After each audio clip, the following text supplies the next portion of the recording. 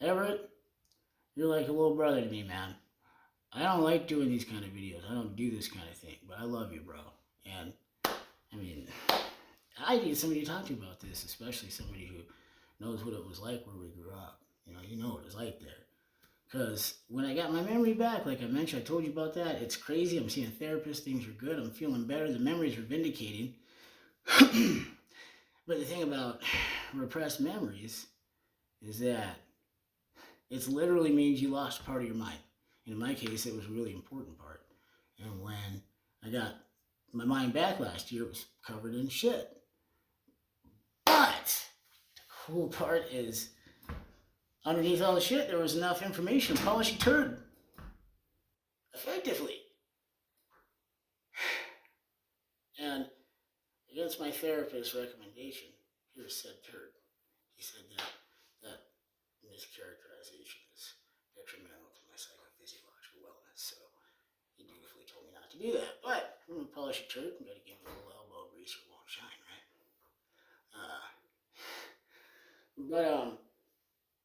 So yeah, when I got my memory back, I found out that at 12 years old, it was the first time I heard anybody being called a nigger. That's when my childhood was over. So I'm technically like in my 50s right now. And the reason I didn't remember it is because at the time, we were being terrorized by a law enforcement officer. The first time I ever heard anybody being called a nigger, it was to my dad. And it was on our answering machine. So there goes the rest of my childhood. My dad literally had to tell me, God, looking at it, I was terrible. He said, son, you don't get to be a kid anymore. You can't do all the shit the other kids get to do. And I forgot about this ever. I literally repressed it, man, because the dude that was leaving messages on our answer machine about killing and hanging us, he was a correctional officer. So when my dad tried to sue him and sent us to counselors forced me to repress these memories. But remind me to send you the newspaper articles, man. It's literally unbelievable. Like the shit, because they didn't charge him with a real crime. They charged him with terrorizing. It was harassment, and they just rubbed it under the rug like it wasn't even a real thing eventually. But yeah, you guys see the articles because it coincides with my memories and how I got my education, my memory back, and the kind of education I have, man. Because I found out that I had a really non-traditional education, and these memories that came back, they brought a treasure trove. Oh, I lost my mind. It was the good part, man. It's back, so I feel good. I feel great. It's wonderful. That's why you saw me posting stuff like that, man. It's unbelievable. Well, so here, it's also deep. Let me see here. I literally had to scribble a bunch of stuff down because I thought I was going crazy when this stuff comes in. I mean, imagine what that's like. I have to literally go through my head and think of everything from a third person perspective in order to understand what's going on in there, and then address the other two guys. Just to string together some thoughts. It's weird. Yeah. What Dad did was remarkable because he saw to our immediate physical safety when this happened. And because again, over the course of the summer, this happened at like springtime, right? This guy leaves us messages because his girlfriend had got Dad's phone number at the video store. This is 1998 when this happened. I'm 12, and Dad, in Bismarck, is a 6'3" black man. He sticks out. He draws attention. So when she saw him at the video store, had a little bit of jungle fever, got his number, went home, and her boyfriend found it. He turns out to be a correctional officer. He decided to call and threaten to kill us and hang us and tell us all about niggerdom. When I come home with my dad and listen to answering machines, which if you remember at that age was pretty cool. That was when I got exposed to my first taste of living in mortal fear. Because yeah, Dad did have to immediately see to our physical safety, but what he did next was, man, it was awesome. Because, like I said, Dad was a product of a non-traditional education. So he sat us down. He wanted to make sure, most importantly, that being angry as I was after hearing that and knowing what it meant, that I wasn't bitter. And the way he did that was, like I said, he immediately sat us down very carefully, very studiously, taught us what that word meant, what it was used for, its true historical etymology, and its practical application in the development of pre-Civil War slavery, as well as how it applies to the development of the basic principles of weaponized cognitive dissonance, or what we know today as weaponized cognitive dissonance. I should have known what the fuck that was at 12 years old. I shouldn't even know at 35. But I do. Because Dad had to teach us. And, because when this happened, we were really actually scared shitless. They were driving by in the middle of the night, letting shots off and throwing shit at our house, screaming I got my ass kicked when I was in school, And then, when summertime came around, again, because this is all going through the newspaper over the course of like 4 months, they hit him with a fake charge. He takes a plea, then changes his plea, and then they just, wiped it all off. And when you read them, it's literally unbelievable reading. It's crazy. Like 1998 was a whole different century. But, yeah, so we were getting terrorized, man. And Dad was born in 45. And segregation didn't even end for him until he was in his early 20s. And when he got his education, nowadays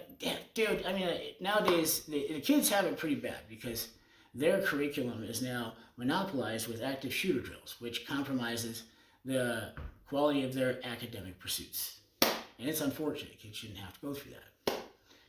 So, they have to learn these drills. Now, what would you learn if you knew that sitting in school, every lesson you learned was very likely going to be the last one that you ever learned? Very likely, because the school 30 miles down the road got burnt down with everybody in it. And the only thing that was left was evidence that someone's headed this way. Now, at the time that my dad was getting his education, this was even, this was, again, pre-integration. So, this meant that at that time, black people still had no concept at all of immediate physical safety. It was not a thing. It didn't exist. They didn't have rights. So that anything would happen to them at any time. The only chance they had at finding immediate physical safety was education, learning. This is learning through necessity, and it led to the development of early, post-Civil War. Black education was considered to be the most effective and efficient education system ever created, and it had to be because slaves came over here wiped clean. They had no idea that they even existed. They had to find the intellectual fortitude just to comprehend the prerequisite academics to begin learning. And then they had to catch up with centuries upon centuries of shit they didn't know. And they had to do it in a profoundly short period of time or die. Now, we learned some cool stuff in school. We don't fucking want to be there, man.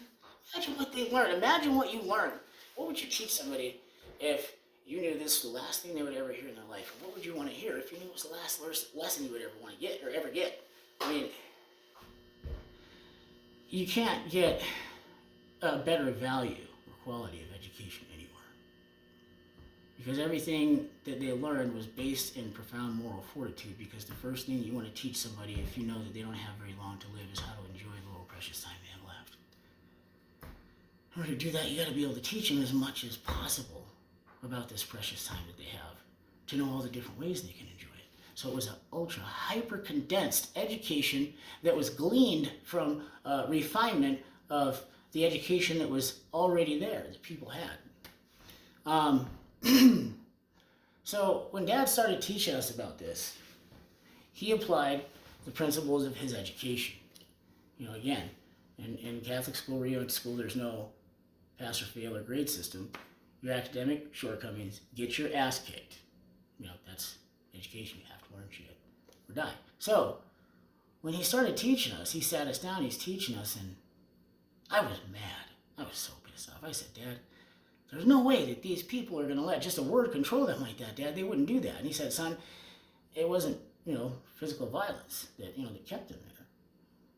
I said, Dad, they would overpower them and kill them and all, because he's telling us all about the slavery and stuff. And he said, no, son, the thing that kept people enslaved in pre-Civil War slavery, the most brutally effective tool that they had, was weaponized cognitive dissonance. And all the violence was just secondary.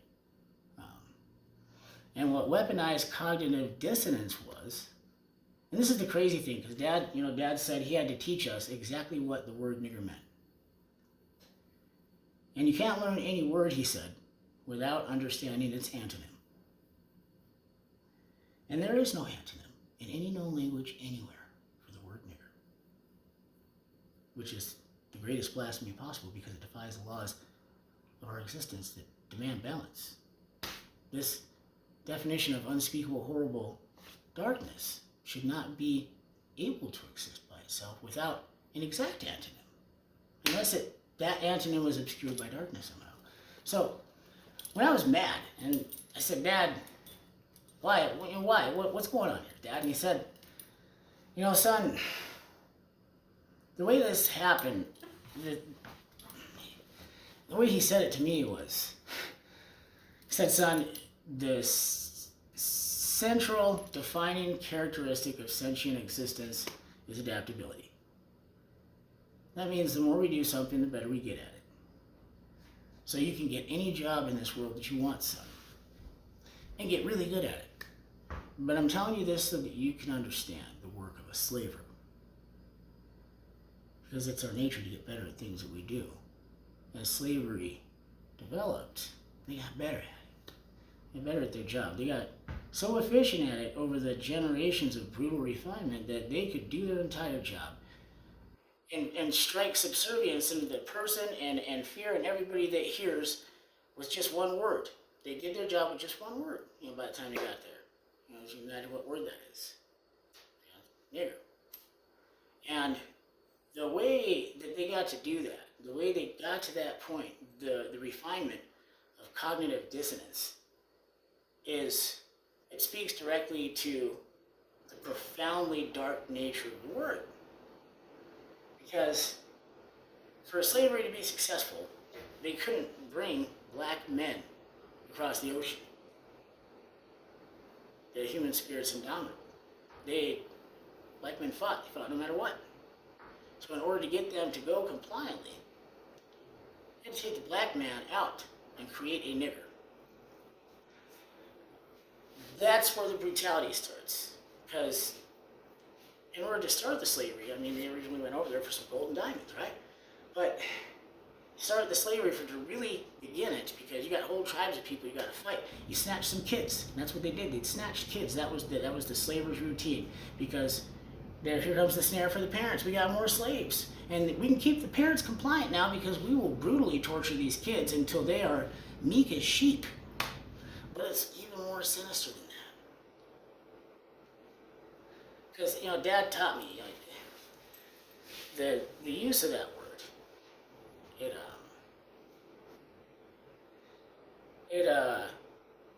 It's more than just dehumanizing. Because a slave is not human to begin with. And it's not just character assassination. If you're not human, you can't have character. It's demonization.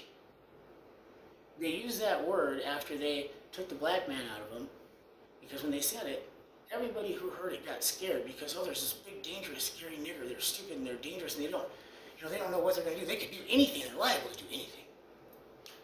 That was the reaction they got. And, to the person they were saying it to, it was profound inferiority. Hopelessness.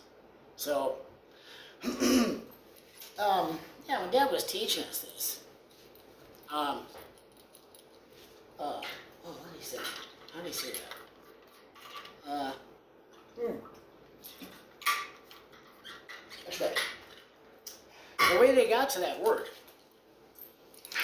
despite torturing the kids and the parents and stuff, the most brutal part of it was during grabbing all these slaves, they're grabbing everything else, all the loot, all the cultural heritage and heirlooms and stuff that was precious and made people happy. So they got these gold and these diamonds and this stuff and these decorations and all this junk while they're torturing these people on these ships. And what they did was sinister and it was cunning. They took the gold and all the stuff and the decorations, especially precious family things, because again they had to separate the families first. Now they had to separate the culture from them, and more than that, the consciousness, which is what they did, because with that stuff all over them, and then perpetrating the worst, most unspeakable, brutal crimes against humanity possible, the people seeing it, the slaves, go through such a profound psychophysiological reaction that the things that they used to love and bring them joy can now no longer be associated with anything other than the most brutal agony they could ever have imagined, which forces the mind, the human mind, to repress it, because that's the only way to retain your soul. So you got to forget about everything you ever learned and never knew, because it's the only way to get away from the absolutely unspeakable, brutal agony of your reality, thusly creating an error. So by the time they get to America, they literally had no more cognitive reasoning ability than a primate. That was it. That's the reason why Soul Man and Soul Brother was so popular, because black people understood what it meant to have nothing but a soul and a husk to hold it in. So, darkest things ever done in all of recorded history. And we, the children of light. Okay, I'm not religious, man. You know that I'm not religious, but a lot of the stuff that I learned, it was given to me in religious fashion. Yeah, so I regurgitate some stuff out of habit, bro. I'm sorry, but yeah. Yeah, so this thing exists, and we have no contradiction for it at all. You know, and that, again, defies the laws of every bit of our existence, physical and metaphysical. There must be an opposite for all of it. You know, the sun can't come up if the darkness isn't pushing against it. So I can't have either the definition or the manifestation of this word without the existence of its counterpart, its complete opposite. It's not possible. And this is why this is the way Dad explained it to us, again, because he didn't want us to be bitter at all. That was paramount to him. Because again, when you're getting your education and you know that you're going to die, you want to make sure that your immortal soul is going to be okay. That's paramount. Moral fortitude was number one. And again, I'm mad. I'm so mad at Dad. Because I'm like, Dad, you know no way you're going to tell me that these people finally got out and they got free. And they didn't turn around and kill them and burn those places to the ground. This is the evil stuff ever. Why would God even allow that to his children, Dad? And we fought. Me and Dad fought. I got my ass whooped a long time. It took me a long time to learn this lesson. I was a pissed off 12-year-old with all the self-righteousness that a grown man 12-year-old could muster. And Dad figured out a way to explain it to me so I could understand. He said, God did this. He allowed this thing to happen because it was necessary to prepare the earth to bear the fruits of boundless love and compassion. And I got really pissed off. I said, Dad, that's the stupidest crap I ever heard in my life. There was nothing about that was love and compassion. We're going, Dad. But no, what he said was, that was a sacrifice. Prepare the earth for boundless love and compassion. And in order to understand it, again, it speaks to the antonym of the word nigger, but also to the nature of our existence, the demand for balance. Absolutely everything has to have that balance. How did he say that? I can't remember. Give me a second. See, this is the thing I go through, man, with my memory's coming back. I can't always string together thoughts if I want to. But what he was saying, where were we at that point?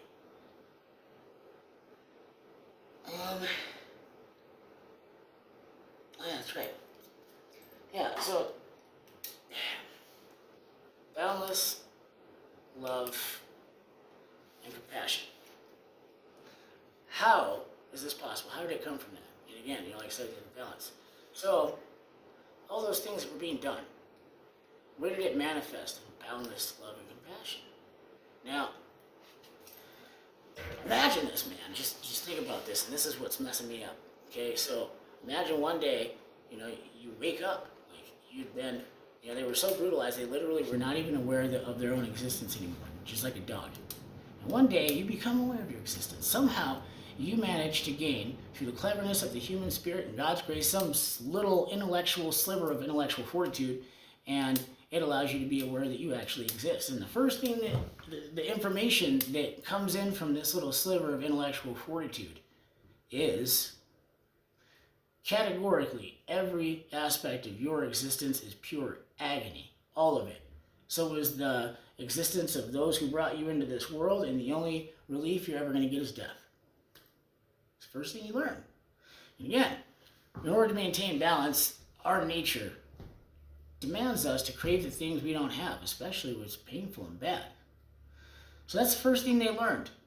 All right, so they learned they don't have any love and any compassion ever under any circumstances. So we got to learn, why we exist and why is this happening? How is this a thing? What, why? The very first lessons you learn when you become conscious that way is rooted in the most, moral fortitude.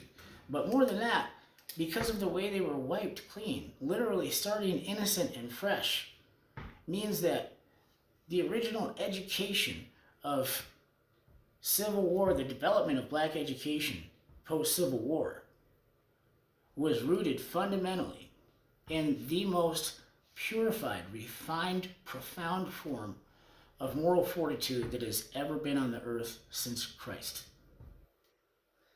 Because when you come into this existence and all you know is absolute agony, our body, everything about us will compel us to pursue the opposites of that, such as the law of nature, magnetism, attraction, and everything that we know.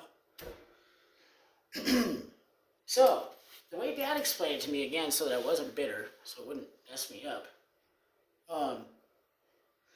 was, God, what did he say?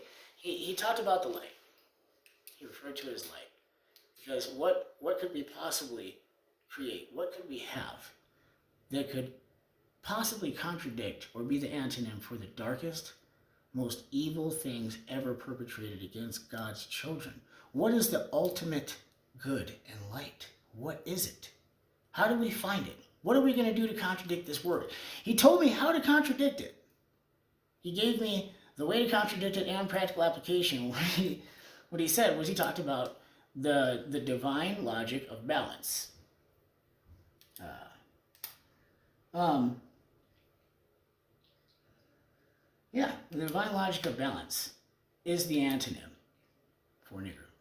It's the darkest thing known in all of existence. So where do we go to find light? Where does the light come from? Everything about our existence tells us that the warmth and illumination of the light can only be measured by the depths of the darkness from which it came. We won't ever know the value of saving somebody's life unless one has been lost first. How could we ever understand boundless love and compassion unless we've first known endless agony and misery? And he said, for balance to be here, it has to be physical and metaphysical. That means that everything, every part of our body we can touch, there's metaphysical force pressing against it to keep it here, the same as the light presses against the dark when the sun comes up. So in order for the darkness that happened to create this word, that actual darkness, in order for it to happen, it had to have had its counterpart happening somewhere. The counterpart has to be there. It has to have happened for the counterpart to ever exist. And so I realized, Dad explained it to us, that as children of the light, our Creator who created the light, everything we see has to be seen in the light. We need light to just see. It's part of our existence. And in order for us to be light, he said, we cannot exist without the darkness pressing against us at all times. At all times. So the word nigger would never work on anybody, any of us, ever, to do anything more than provide us enough darkness to make the light shine. Beautiful. But that's the opposite of a nigger. I got a lot of cool stuff to tell you, but not now. It's 25 minutes of talking, but I have made a word that is the exact antonym and given it practical application as it relates to contemporary slavery. Because some of the cool stuff that came back with this memory, the crazy stuff, the Fugitive Slave Act, 1850, okay? What they did was they made it so that the southern states could send marshals or hire marshals up north and just grab anybody they want because they swore an oath. And because they swore that oath, they can go grab anybody, especially kids, because obviously that brings the parents looking for them. And they had almost a 100% conviction rate because they're the marshals and they swore that oath. And these slaves aren't even human beings. They can't have a trial or a jury. 100% conviction rate. So we fast forward. Federal prison system, 98% conviction rate because there's no trial and no jury. Everybody has to take a deal. Take a deal or you'll die. That sounds familiar, doesn't it? But remember how I said the most important thing that Dad taught me about that word, though, I guess, right now that applies to us, that's crazy. I'm still trying to wrap my head around. He said, it's always rooted in character assassination. You know, he said that word is not just designed to humiliate or degrade you or put you down or insult you. It's not even designed to dehumanize you. Not a human. It demonizes you, which is the ultimate character assassination. That's why, if you Google my name right now, what you'll see in my image doesn't just assassinate my character or dehumanize me. In the eyes of anybody that sees it, they will involuntarily demonize me.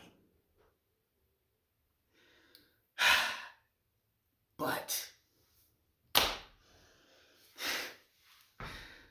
I mean, you know, if you got a really bright light, it's going to take some really intense darkness to make it shine properly. Hey, message me and junk stuff, man.